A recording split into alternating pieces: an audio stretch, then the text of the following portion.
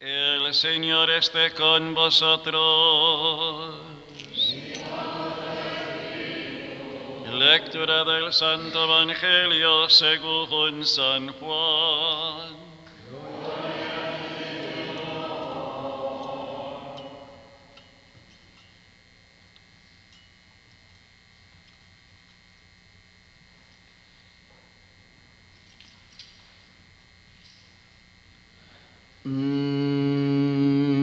Cuando Judas salió del cenáculo, Jesús dijo así: ahora ha sido glorificado el Hijo del Hombre, y Dios ha sido glorificado en él. Si Dios ha sido glorificado en él, también Dios lo glorificará en sí mismo, y pronto glorificará. Hijitos míos, todavía estaré un poco con ustedes. Les doy un mandamiento nuevo: que se amen los unos a los otros, como yo los he amado. Por este amor reconocerán todos que ustedes son mis discípulos. Palabra del Señor. Siéntense, por favor. Las lecturas que hemos escuchado hoy en esta Santa Misa realmente son muy nutritivas para alimentar nuestra fe católica. Vemos cabalmente aquí en la primera lectura, según los Hechos de los Apóstoles, como Pablo y Bernabé, su compañero misionero, van de lugar en lugar predicando la buena nueva que en Jesús la humanidad ha sido redimida, santificada y salvada. Pero nosotros tenemos que utilizar nuestra imaginación y tratar de ver cómo era la vida de estos señores, Pablo y Bernabé, yendo de lugar en lugar. Tenemos que ponernos en los pies en la vida de ellos. Ellos no tenían de ninguna manera teléfonos para comunicarse unos con los otros. No tenían email, no tenían carro, no tenían ni caballo, ni burro, ni mula. Ellos andaban sencillamente a pie con sus sandalias, de lugar en lugar, con gran energía, con gran fervor y con un gran espíritu de sacrificio. Y es maravilloso solamente leer los lugares donde ellos iban: Listra, Iconio, Antioquia, Panfilia, Pisidia, Antioquia, Perge, Atalía. ¿Ustedes saben dónde están esos lugares? Lo han escuchado a lo largo de todas sus vidas.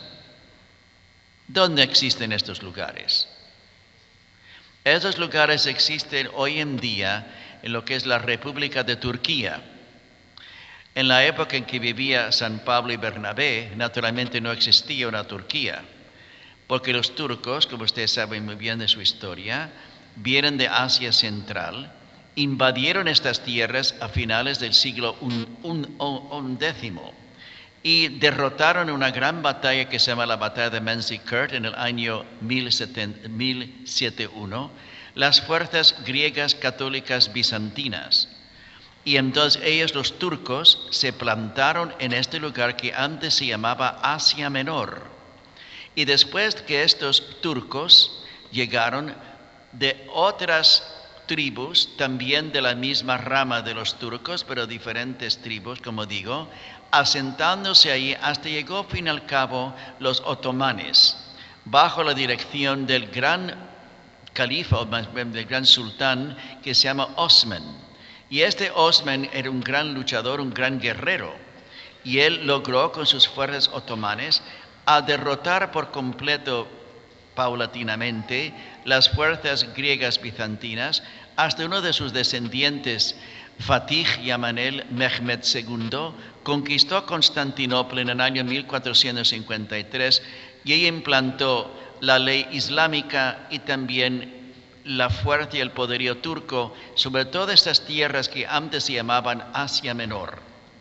Entonces, en la época en que andaba Pablo y Bernabé, no existía Turquía, porque los turcos todavía no habían llegado. Pero sí la gente que vivía en estas tierras de Asia Menor eran personas que hablaban en su mayoría griego. Entonces, cuando Pablo y Bernabé iban de lugar en lugar, Listra, Iconio, Antioquia, Pisidia, Panfilia y Perge y Atalía, hablaban en griego. Cuando entraban en las sinagogas, como les he dicho, la primera cosa que hacían ellos era, cuando llegaban a un pueblo, ir directamente a las sinagogas y ahí en las sinagogas predicar el Evangelio, que en Jesús, como repito al inicio de esta pequeña charla, toda la humanidad ha sido salvada, porque Jesús es el Mesías, el ungido, el Salvador, el Redentor. Pero cuando hablaban con estos griegos, hablaban en griego. Y con estos judíos hablaban en griego o tal vez hablaban en arameo. Entonces también vemos una nota muy interesante en la primera lectura de hoy. Y es lo siguiente. En cada comunidad designaban presbíteros y con oraciones y ayunos los encomendaban al Señor en que habían creído. ¿Quiénes son los presbíteros? Los presbíteros son los sacerdotes. Entonces vemos que Pablo y Bernabé ya en el primer siglo del catolicismo, que Pablo y Bernabé eran realmente obispos y tenían el poderío, por el poder del Espíritu Santo, de poder ordenar hombres que eran preclaros, que eran inteligentes, que eran santos, que eran personas bien conocidas de la palabra de Dios, para asumir los cargos y la predicación que ellos habían dejado como un legado. Entonces ellos asignaban ciertas personas, ciertos hombres, todos casados en su mayoría en aquel entonces, para ser presbíteros o sacerdotes de las diferentes comunidades católicas que ellos estaban fundando a lo largo de esos pueblos que ellos visitaban solamente a sandalias. Es muy interesante analizar y profundizar nuestro conocimiento de la vida temprana de la Iglesia Católica a través de la lectura de los Hechos de los Apóstoles. Y vemos a través de esos escritos como la comunidad estaba llena de alegría, estaba llena de fervor y de convicción en la gran realidad que Dios los había salvado a ellos a través de la persona de Jesús. Y nada ni nadie les paraba para continuar predicando la realidad que Dios es nuestro Salvador en la persona de Jesús.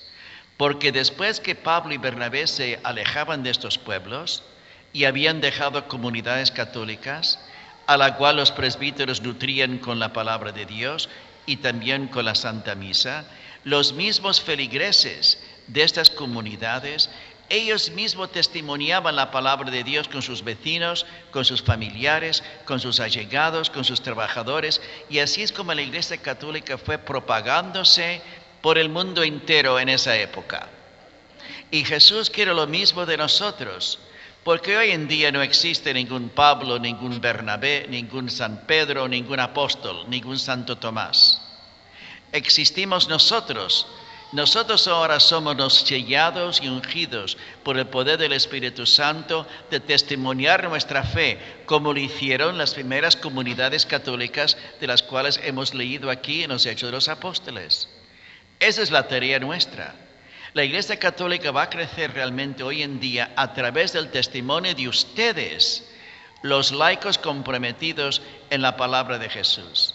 Y lo harán en la manera que ustedes viven su vida, con honradez, con honestidad, con pureza de espíritu y con un gran elán y con un gran ethos de caridad. A través de la manera en que ustedes viven su fe católica y dando testimonio a esta convicción en sus corazones, la Iglesia Católica se va a propagar, porque en todas personas allegadas a ustedes les van a empezar a preguntar sobre nuestra fe católica e inclusive les van a manifestar sus deseos de bautizar a sus hijos y de casarse por la Iglesia. Nosotros tenemos que asumir las tareas, los trabajos, los encargos, las diligencias que habían desempeñado tan fielmente San Pablo, Bernabé y todos los apóstoles. Nosotros hoy en día somos los nuevos apóstoles del Señor. Esa es la realidad. Y por eso nosotros no podemos quedarnos conformes y complacientes en nuestras casas sin tener entre nosotros mismos esa energía y esa motivación de propagar la fe católica nuestra en la manera en que nosotros nos conducimos. Vemos en la segunda lectura de hoy una cosa muy preciosa en que San Juan tiene una visión de la iglesia celestial. Usted sabe que la iglesia consiste en 3 partes. La iglesia católica consiste en la primera parte en la iglesia triunfante, en la iglesia celestial, en la iglesia del cielo que está orando y que está predicando, o más bien que está aclamando y que está jubilándose en la alegría de la presencia de Dios.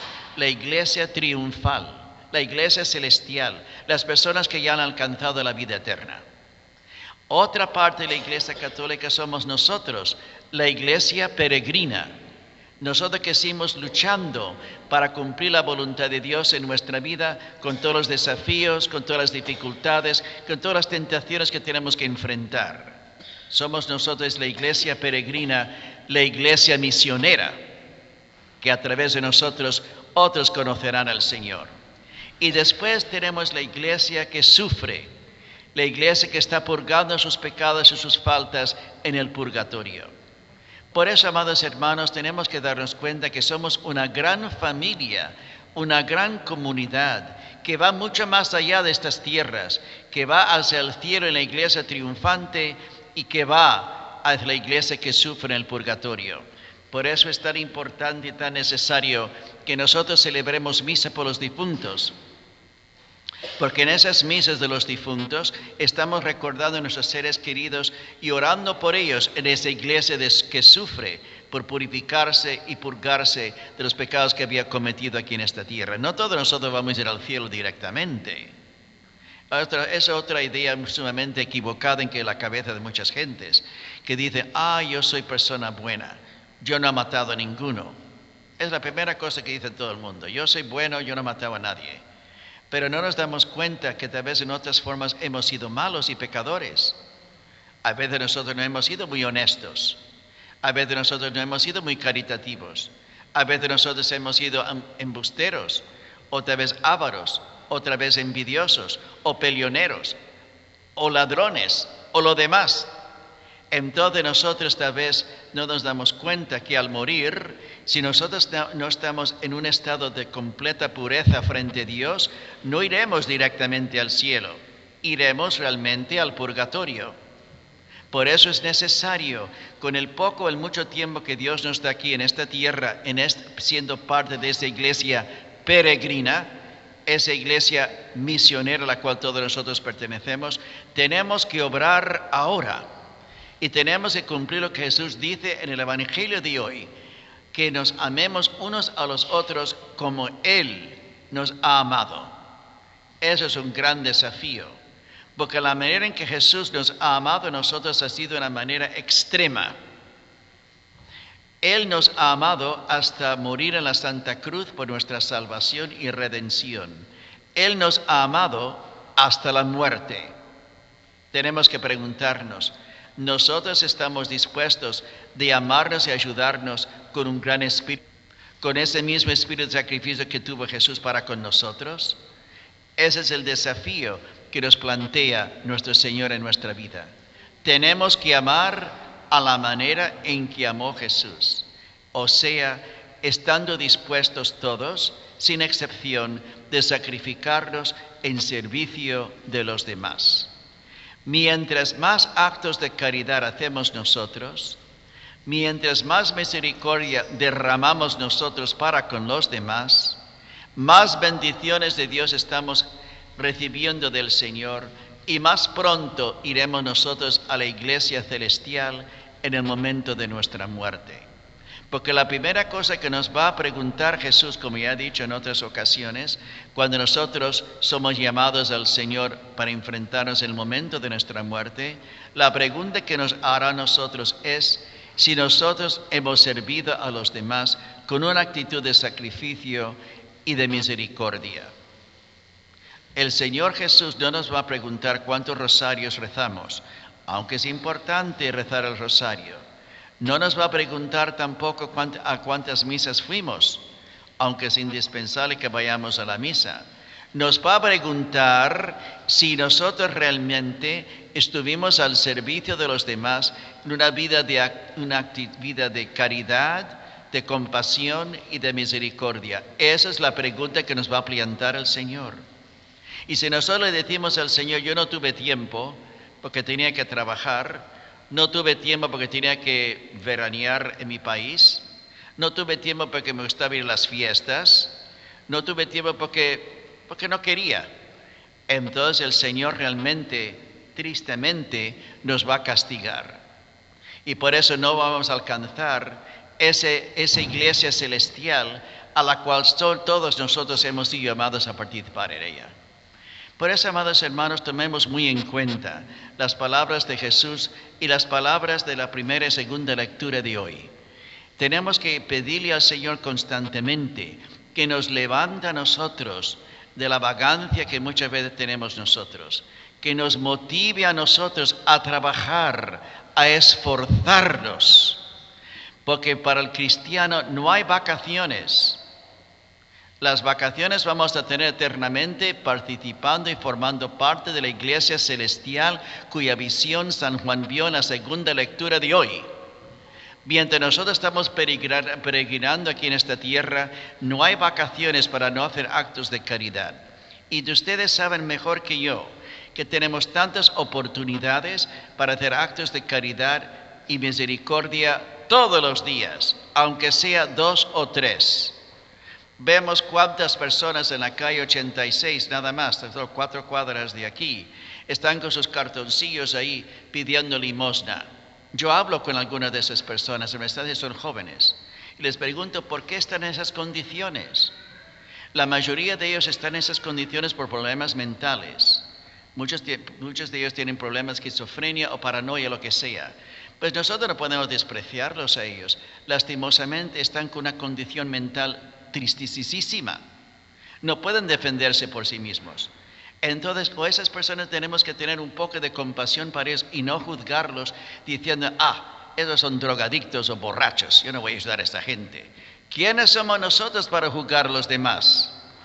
Todos nosotros somos pecadores y a veces pecadores secretamente con pecados grandes que solo Dios sabe. Por eso, amados hermanos, con las oportunidades que Dios nos da, compartimos y ayudemos a los demás. ¿Cuántas personas tienen problemas de trabajo? ¿Cuántas personas no tienen suficiente con qué pagar su renta? ¿Cuántas personas están perdiendo su trabajo? Yo conozco a algunos amigos míos ahí en Brooklyn que estaban muy seguros en su trabajito que tenían, un trabajo mayor naturalmente, pero un trabajito seguro, y ya esta semana que viene será la última semana de sus trabajos. Uno tiene 26, otro tiene 23 y el otro tiene 40. ¿Qué van a hacer esas gentes con sus vidas? Y uno me pidió que le ayudara con sus alimentos por un mes antes que se vaya a su tierra. Hay tantas dificultades que están sufriendo tantas personas aquí en nuestro mundo. Mira Judith Duarte.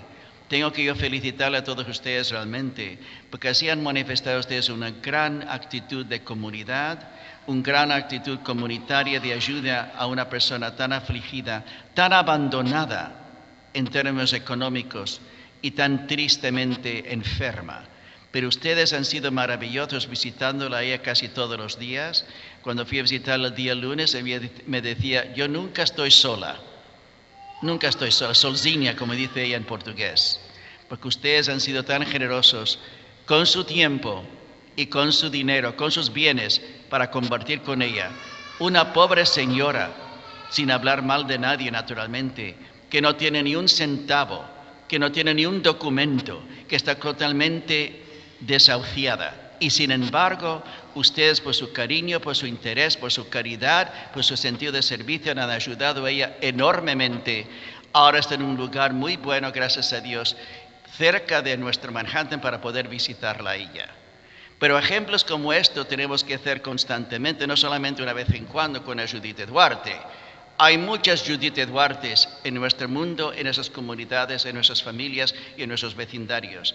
Tenemos que ayudar a esas gentes igual, para que Dios realmente nos pueda colmar de muchas bendiciones en nuestra vida. Y cuando nosotros moramos y cuando Él nos invita a nosotros a la vida eterna, podemos entrar y participar en esa iglesia celestial a la cual todos nosotros llamados a participar en ella. Que esa sea la realidad para cada uno de nosotros, en nombre del Padre, y del Hijo, y del Espíritu Santo. Amén.